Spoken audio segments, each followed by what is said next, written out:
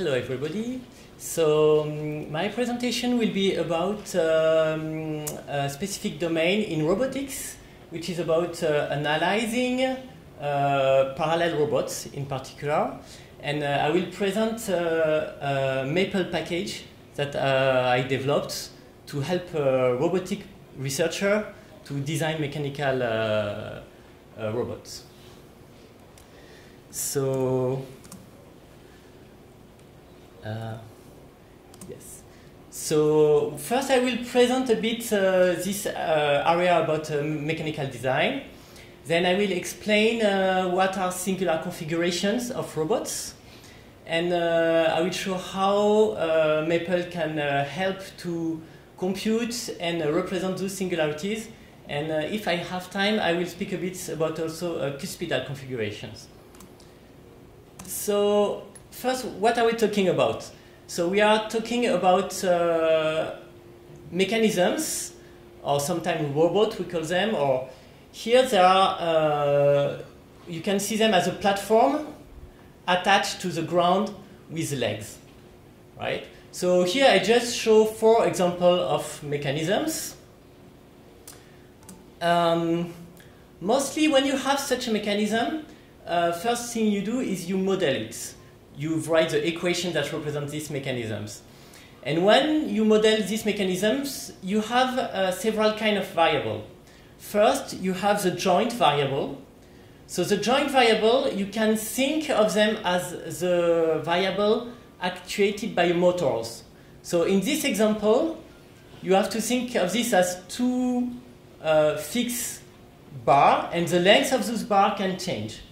And the motor will change the length of those bars. So R1 and R2 are the 2 lengths controlled by the motors. Then you have the pose variable. So this variable indicates the position of the platform. So in this case, the platform you want to move is the point A2. So now you will connect the pose variable with the joint variable. And while doing so, you will write the equation. So these are equations that comes from the geometry of the robot. And if you want, if it helps for the modeling of the robots, you can add some what we call passive variables. Those are variables that you use to write the equations, but they are not variables of interest for your problem. So this is an example of robots. And this is another example here. So here is a simpler example. This is a robot with only 1 motor. And these joints can rotate. This can rotate, also A2, and this can rotate too. So when you move the length here, you see that these points will move on a circle. And now you have 2 spaces. You have the joint space. This is a space for the motor variable. So this is the coordinate R here. And you have the workspace. This is the space of the pose variable. In this case, this is X and Y. And when you write the equations, the solution of those equations is a curve in this space of dimension 3. And in this case, for example, you can see that if you project this blue curve on the XY plane, you will get exactly a circle. Why? Because the point XY lie on the circle centered in A2. So this is just an example of workspace analysis. So this is actually, you can generalize this analysis for many kind of mechanisms. You have the joint space, the workspace, and you work in the product of those 2 spaces that we call the total space. And you are interested in the solution of your equation in the total space. And you have 2 canonical projections. One is a projection of the solution on the workspace, and the other on the joint space. Okay, so that's first modeling of mechanisms. Now, let's go a bit more specific into parallel robots. So parallel robots, so this is an example of parallel robots. You have a platform that has several legs attached to the same platform. So that's the intuition for parallel, because you have all the legs are attached in parallel to the platform. as opposed to a serial robot. So this is a serial robot. All the legs are attached in series, one after the other. And the platform is at the end of the series. So if I come back to the parallel robot, so you have also a lot of vocabulary associated to mechanisms. It's a bit like organic chemistry. So you can describe a robot just by its name. In this case, so P means that the joint is a length that varies. When you have R, it means that it is a rotation. So you have a rotation with 2 degrees of freedom. S means a spherical joint, so you have really 3 degrees of freedom for the rotation. U is a Cardan joint. So no, this one has 2 degrees of freedom. So R was only 1 degree of freedom. And then you can write this mechanism. You see it has 3 legs. And for each leg, so let's follow one leg. So okay, they start from behind the platform, so we don't see it very clearly, but you have a first length that can move this way, a second length that can move this way, and a third length that can move this way. So it's 3 prismatic joints. So that's why it's called PPP, and at the end you have a spherical joint. So this is a PPPS mechanism, and it has 3 legs, so it's 3 PPPS. And you underline the joints that are activated by motors. So in this case, each leg has 2 motors. These are the blue joints. Now you have something that is very particular for the parallel robots, which is the following. If I fix the position of the platform, I have a unique possibility for the motors, for the legs. So I have a unique solution for the legs. So what it means, so here I just write a very schematic total space. So the axis is a joint space, and the ordinate is a workspace. If I fix a point in the workspace, I have only one solution. So my curve is actually a function of y. So the shape of the workspace is something like that. You can see this as a function with respect to the vertical axis. So this means, in particular, that the inverse kinematics problem is easy, because when I fix the position of the platform, finding the variable for the motors is a system that has only one solution. So it's reasonably easy. However, the forward kinematics problem, which says if I know the legs, what is the position of the platform?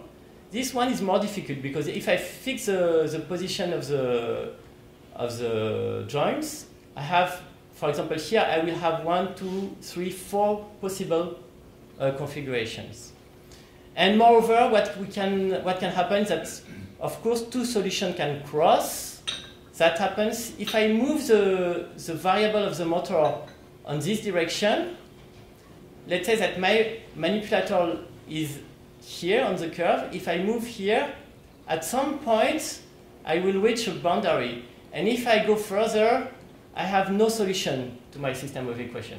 And that means that physically, the robots can only break, because there is no solution if I go further. So now that's something interesting. Here, what we see is that we want a map inside the joint space that tells us the border or the boundary of the area that I can navigate freely without breaking the robot. Okay, so I won't go into detail, but you have same kind of analysis for the serial robots, except that now you have the opposite configuration. If you fix the joints, now the position is given uniquely. However, if you want to solve the inverse kinematics, given the position, find which motor you need to reach this position, now you have several solutions. So you can see it a bit as a dual problem. So here, inverse kinematics is hard and forward kinematics is easy. Okay, so now I will go a bit more into detail for singular configurations. I'm just here using a bit of maths vocabulary. So I'm using the notion of covering map. So a covering map is something that intuitively means, so let's say that F is a covering map. So actually, this is P here. So P is a covering map if I can write the reciprocal image of U as a union of sets that are diffeomorphic to U. So it's essentially a covering in the sense that I have roughly identical copy of the image. Finite, well, here is, well, for polynomial is finite, and also those copies are pairwise disjoint. So I really have several copies. And for robot mechanisms, this is what we want. If we are in such cases, we know that if we move the joints within U, nothing bad will happen because I have a covering map above. So the solution cannot cross, my robot cannot break, so everything is fine if I keep within a covering map.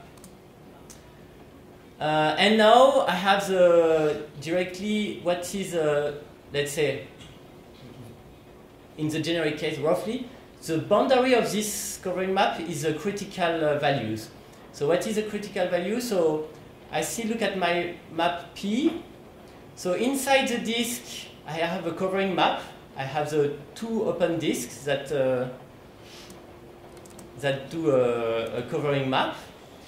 And on the boundary, what happens is that if I look at the tangent space of the sphere here, and if I look at the image through P, I see that the dimension is dropping. So everywhere else, if I project my plane, I have something of dimension 2.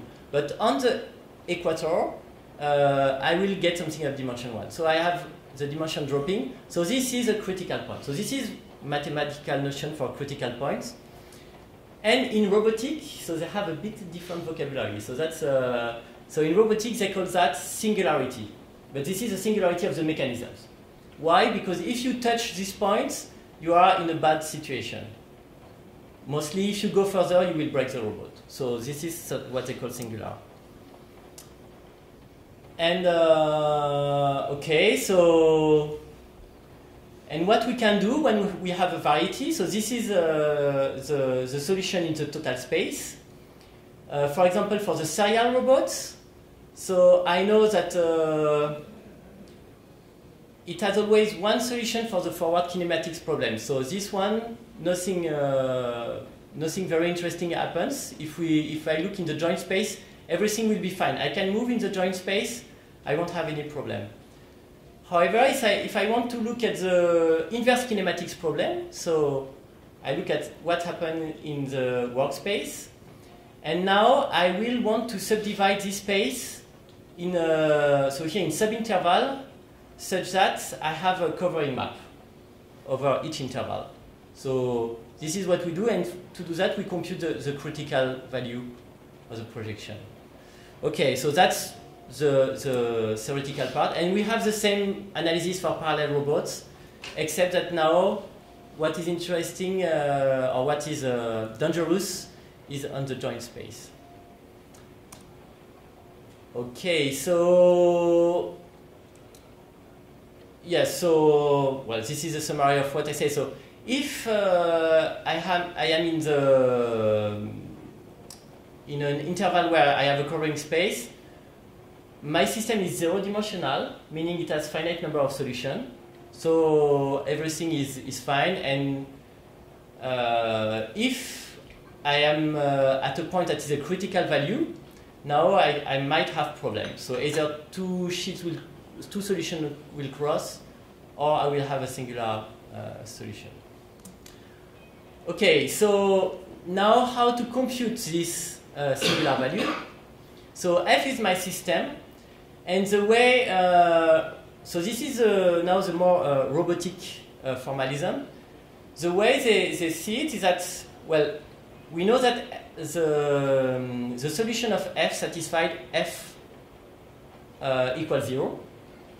So if I look at I differentiate this system, I will have the derivative with respect to the pose variable time a small displacement plus the derivative with respect to the joint variable time a small displacement is 0.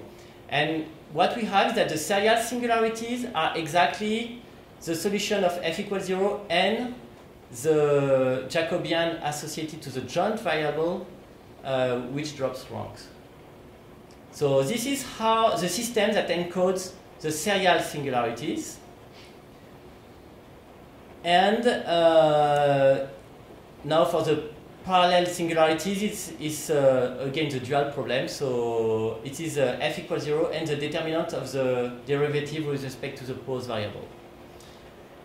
So that's how we compute the parallel singularity, but actually it's not computing here. It's just writing the system. And now what we want to visualize this singularity or this boundary. So what we need is first to write them in the joint space, because now this is a system in the total space, right? It depends on the pose and the joint variable. But we want only varieties that live in the joint variable. So that's the critical value, and for that we need to eliminate the variable from the system, and we use, for example, resultant on Grosvenor basis. And then to actually describe this boundary, we can use cylindrical algebraic decomposition. So all of those tools are implemented in Maple, so that's actually quite convenient. So here is an example a bit more into detail. So this is a parallel robot. So it has 6 degrees of freedom. It has 2 motors for each leg. So x1, y1 is the first leg, and y2, z2 the second, and x3, z3 is the third leg. And for the pose variable, so this is the position of the platform. So we have the translation coordinates and the rotation coordinates.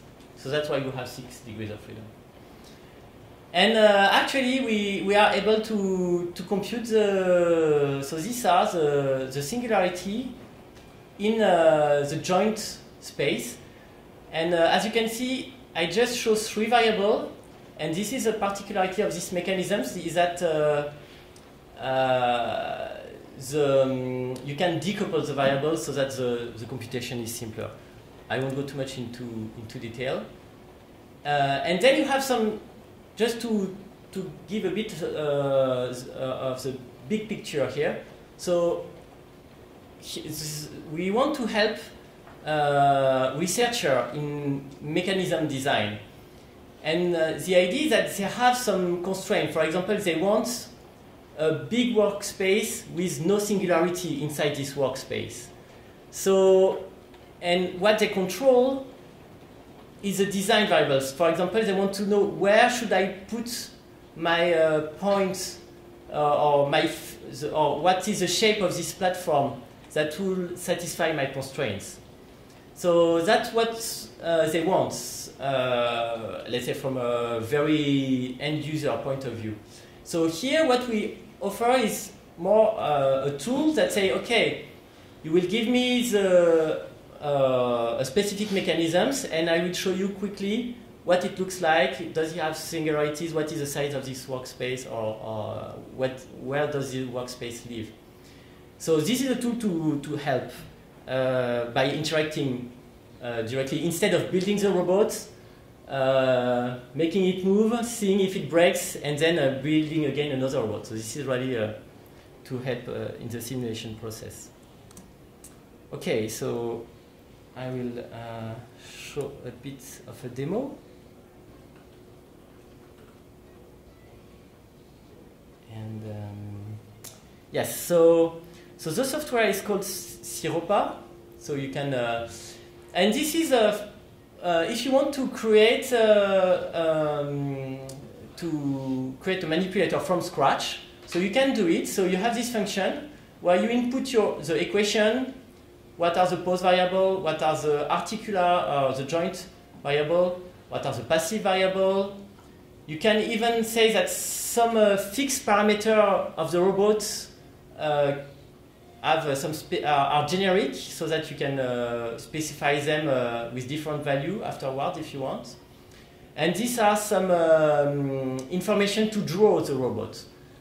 So this is, for example, here it's a robot with three points, and those are the coordinates of this point with respect to the variable of your system. And this is just a dummy robot. So this creates a record in Maple, and then I want to plot what is the position of the robot for those set of variables. So this is solving the forward kinematics problem. So here I have two solutions. So I just specify the value.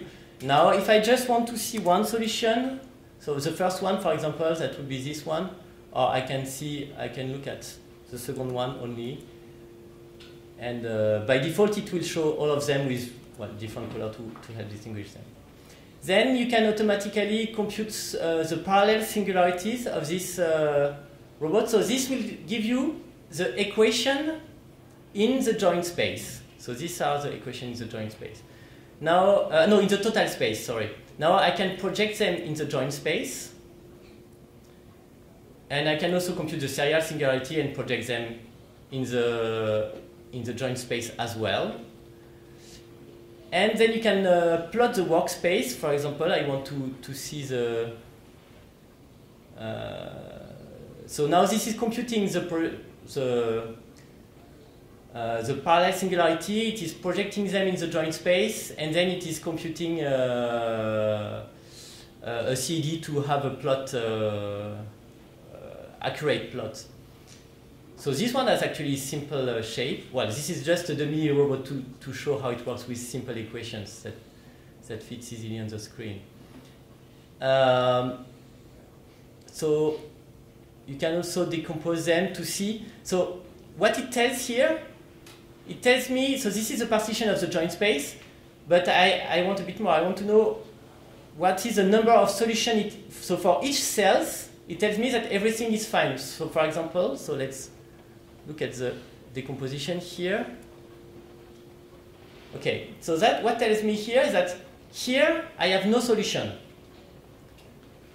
And here I have some cells that have some specific solution. So this is given here. So the cell number 1, above the cell number 1 there is 0 solution, above cell number 2 there is 2 solution, and so on. And so here it tells me exactly, this is a map of the joint space. So now it tells me if I move my joint here, I will break my robot, or if I go here, I will break it. If I go here, it's very hazardous. So now it depends on the flexibility or more physical property of the robots, what will happen. Okay, and this is more the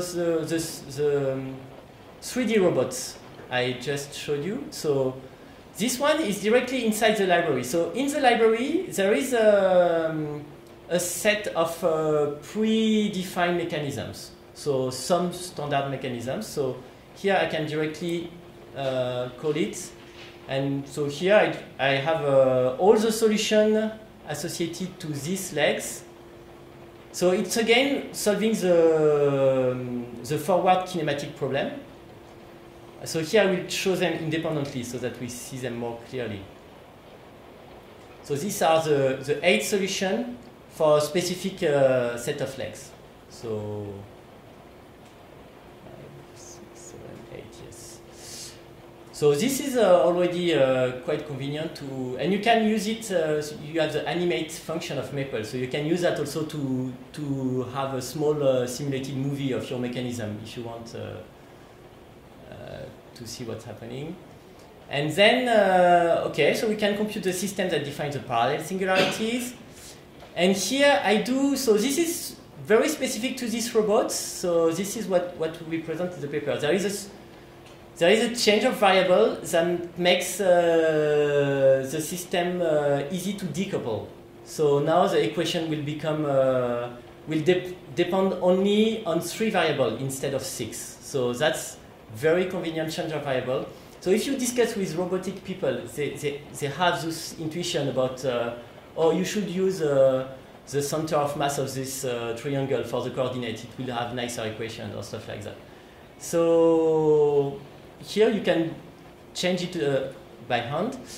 And then you can project it. So here I don't do it in live because it's a bit, I mean, it's something like 5 minutes. So it's a bit long. So I just pre-computed the polynomial that describes the singularity in the joint space.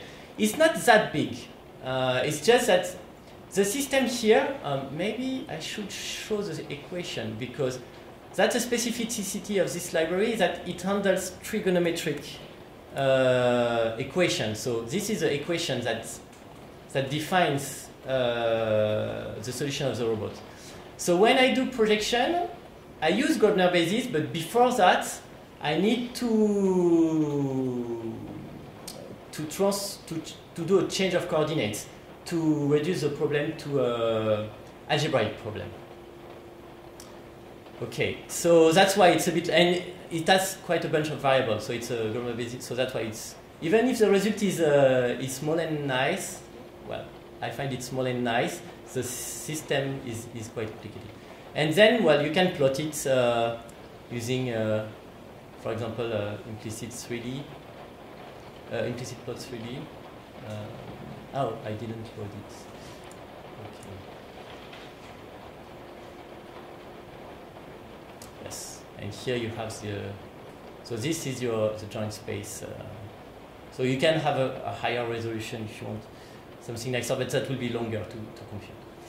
Okay, so that shows an example of how you can use this library. So this is a bit more general description of the library. So you can find some the documentation online.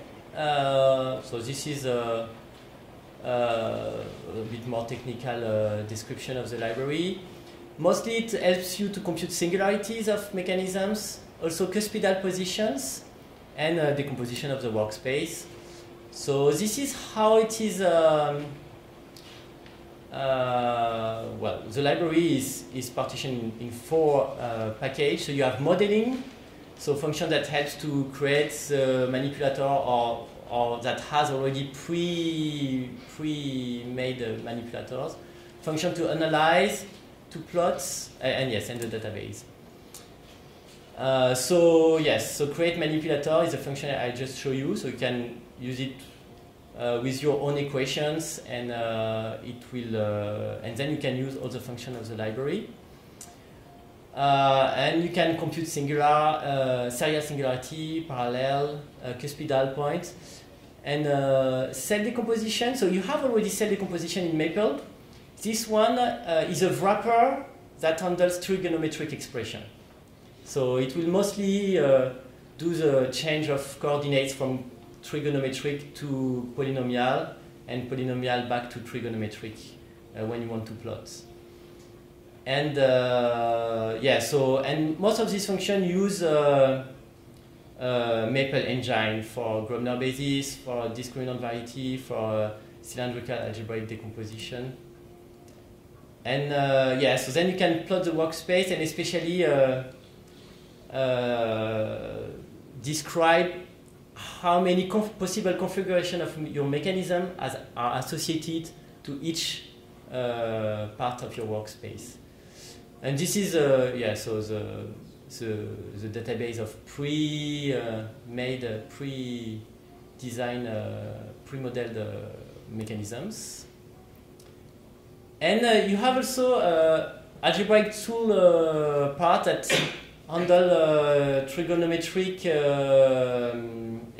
wrapper, and also it does some specific simplification that happens often in systems coming from mechanical design. So you have some specific shapes, and there is some simplification that are often there. So it tries them just to simplify a bit the computation. And to give a bit of insight about the trigonometry part, so how it works. So you have, if you want to look at simple change of variable, you have trivially two choices. One is to parameterize with a tangent theta over 2. And then you get a rational parameterization of cosine and sine with only one variable. So that one is convenient because you don't expand the number of variables. And you have the other possibility, which is to say to treat them as two separate variables and an equational constraint that says that the sum of square has to be 1. In both cases, the dimension of the system is the same, but here you add variable. In the end, after some experiment on some mechanisms, we decided to choose the transformation with independent variable and a relation equation. One of the reasons is that here we divide by 1 plus t squared. In the real, it's not a problem because, of course, it will never be 0. But then you will put everything to the same denominator, and you will look at the numerator, and you will have this 1 plus t squared that will spread a bit everywhere, and this 1 plus t squared actually has solution in the complex.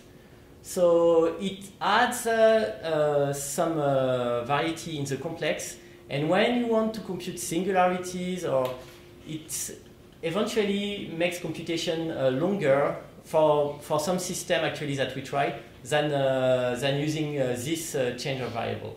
So automatically it goes with this change of variable. And from the interface point of view, it's completely opaque to the user. So the user just use the function without taking care of the fact that there is trigonometric expression or not.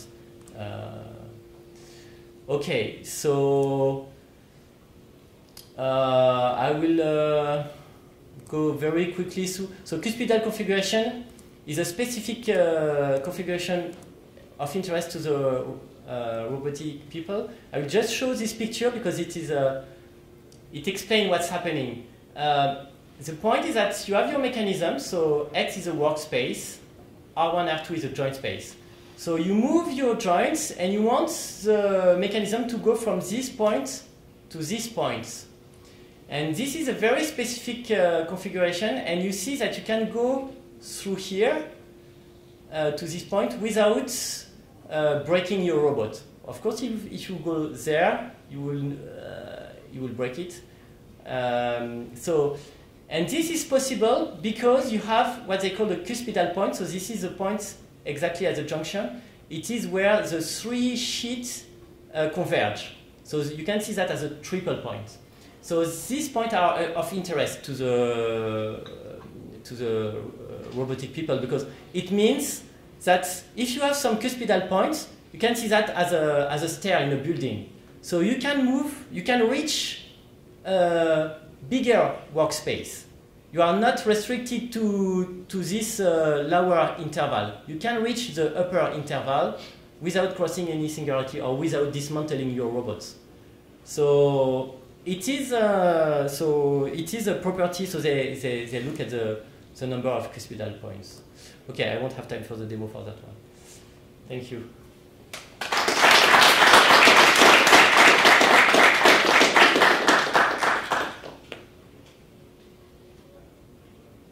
Yes. Can you say a little bit about your users? So we mostly, so our users are specifically one research team in France. So we worked closely with them. And so far, it did not. We did not export it beyond those users. Also because well, there is some competition between robotic teams. So I mean, yeah, it's not completely. But I think at some point it would be nice to export it and have it usable easily for others. They recently take the decision to export the work. So now it's available for, or it could be available for other politicians, but for up to some months ago, they want to keep this result in order to exploit it by themselves, in order to be the first to design some kinds of mechanisms.